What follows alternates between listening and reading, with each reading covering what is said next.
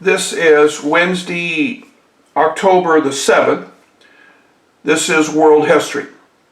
The Pope had reached his highest authority in the 12th century. That would be the 1100s. Pope Innocent III proclaimed that the Pope was lower than God, but higher than man. That would mean that the Pope is greater than any king of any of the European countries. Now, I have to tell you, right now, we are at the highest high for the Pope. By the time we get done with this slide presentation, the Pope will be at his lowest low. It was under Innocent III that the Roman Catholic was added to the Christian name. The Roman Catholic implies that Rome will set the standards for how the faith will be taught. Those who do not follow the teachings of the Roman Catholics will be branded as heretics. That meant that they were not part of the church, that members were to shun them. And when death came, they would not enter salvation because they could not receive any of the sacraments. The idea was opposed in several places in France. Now, the greatest threat came from Albigensia, France, and the people from this area became known as Albigensians. Now, when Albigensians did not believe in the physical nature of people, they believed that Jesus, the physical form, did not exist, that Jesus, the spiritual form, did. Now, the Albigensians were called heretics by the Pope, Gregory IX, and Gregory IX will begin an inquisition. An inquisition is a trial to see if you are practicing your faith as you are supposed to, at least from the Roman Catholic point of view. If you are not, then the Pope can order holy war. And this is when the Holy Roman Emperor is going to go into France, and he's going to find the Albigensians, and he's going to kill them in what we call the Albigensian Crusades. This video here talks about what happened to the Albigensians. The zeal for the Roman Catholic faith created two new orders. One were the Franciscans. The Franciscans were started by a priest in the central part of Italy. The other were the Dominicans, begun by another priest, Dominic. Now, both of these will create an order of priests and brothers. Both Franciscans and Dominicians do not believe in marriage. They believe in celibacy. They believe in poverty. St. Francis' prayer calls for no harm to come to anyone.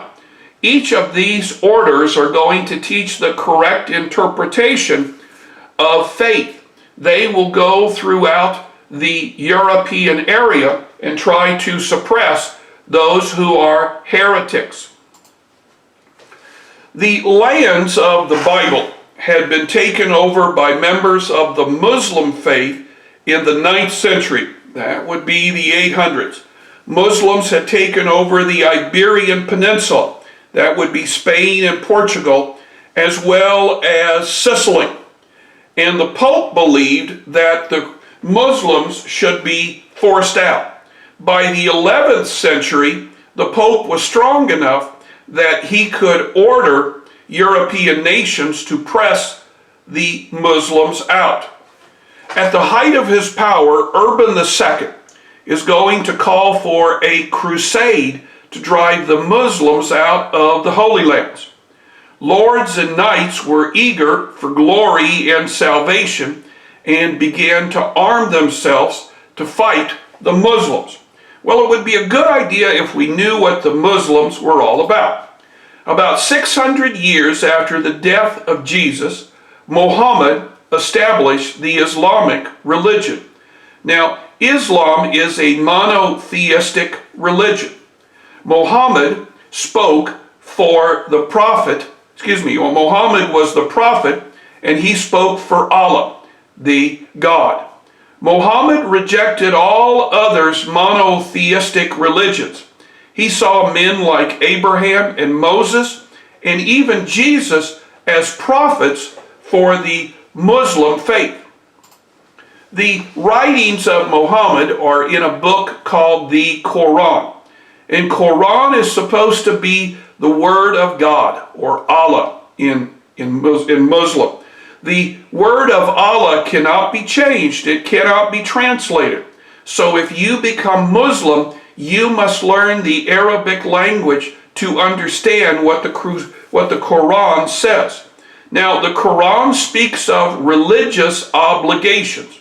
One of the obligations is every Muslim must pray 5 times a day.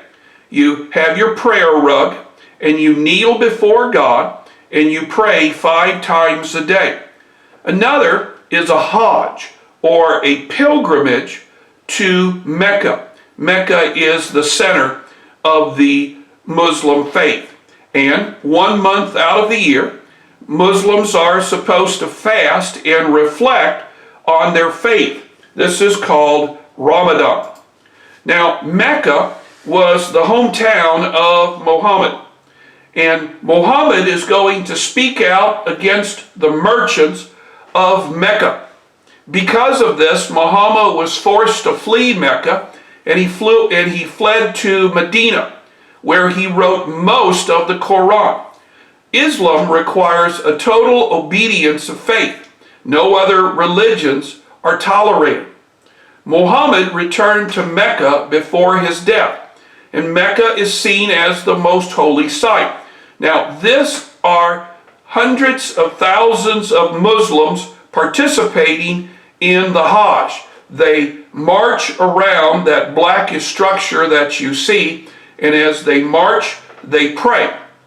Now, we did not have the only people from Saudi Arabia could go to the Hajj this year because of the COVID crisis. The COVID crisis hit the Muslim countries very, very hard.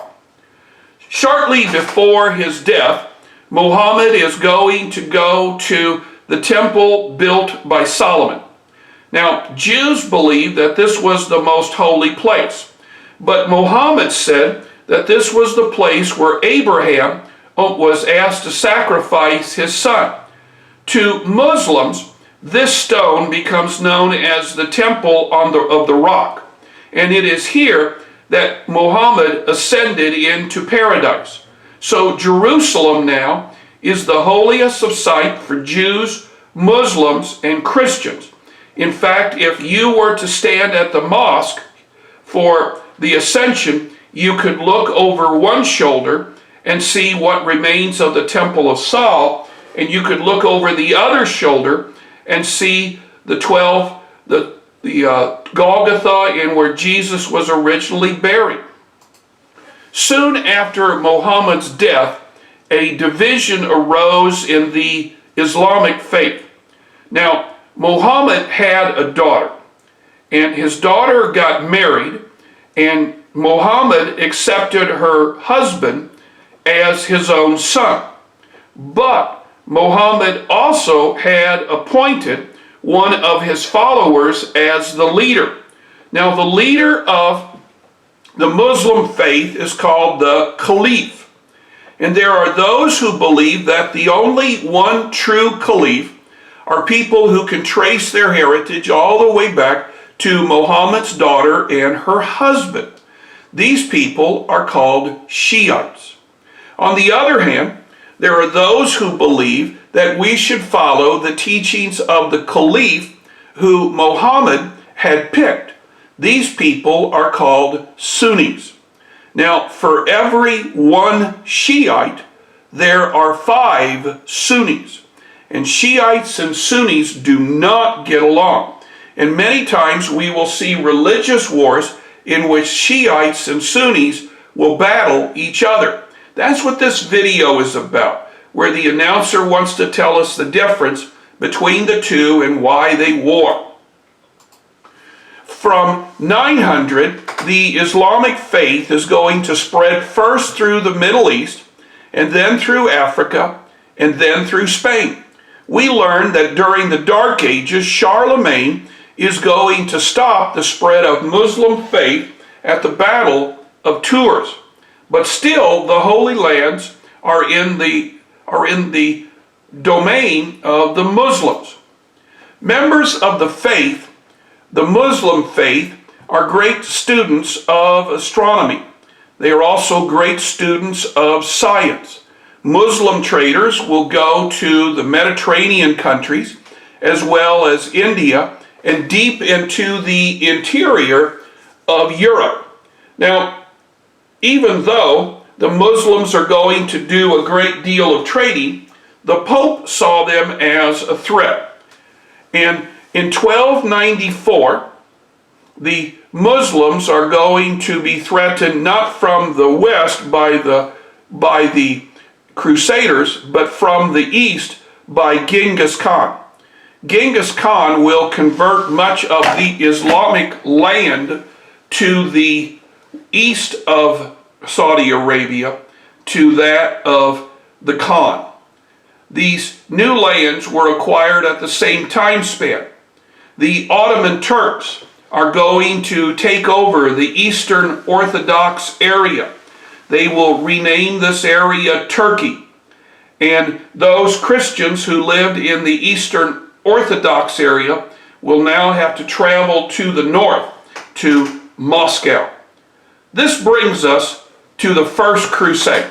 Now, if it will help you out, there were 4 different crusades. The Pope is going to call for knights, Christian knights, to go to the Holy Lands and drive the Muslims out. Preachers are going to wander the countryside of France in 1096, and they're going to call for a crusade. Peter the Hermit, who was a monk, is going to go amongst the peasants and ask them to follow him. Now, Peter the Hermit and most of these people are going to be killed in battles near Constantinople. That is the old, that was now called Istanbul. The Second Crusade occurred the next year, and the Second Crusade was much better funded. Many of the European royal families will fund this crusade, and many of them will join in the crusades. The crusades will be able to capture Antioch, which is now in Syria, and they will capture Jerusalem. Now, this was the only time that the crusades will be successful. About 100 years later, the Ottoman leader Saladin is going to capture back all of the lands that had been lost to the Crusaders. A new crusade will be formed. It is financed, and it will travel to the Holy Lands. However, this crusade was doomed because the question is, are the English in charge or the French in charge? We're about ready to get into the 100 Years' War between England and France. And these countries could not work together, and so they were defeated by the army of Saladin. The Fourth Crusade is the crusade that is going to be influenced by the leader of Venice. And this crusade is going to be sidetracked to Constantinople. Once they get to Constantinople, the Crusaders will attack the people of Constantinople. Now, this is going to allow Venice to become the most dominant power in the Mediterranean Sea. It took away the rival of Constantinople. This is the last of the Crusades. And I think this would be a good place for us to stop today.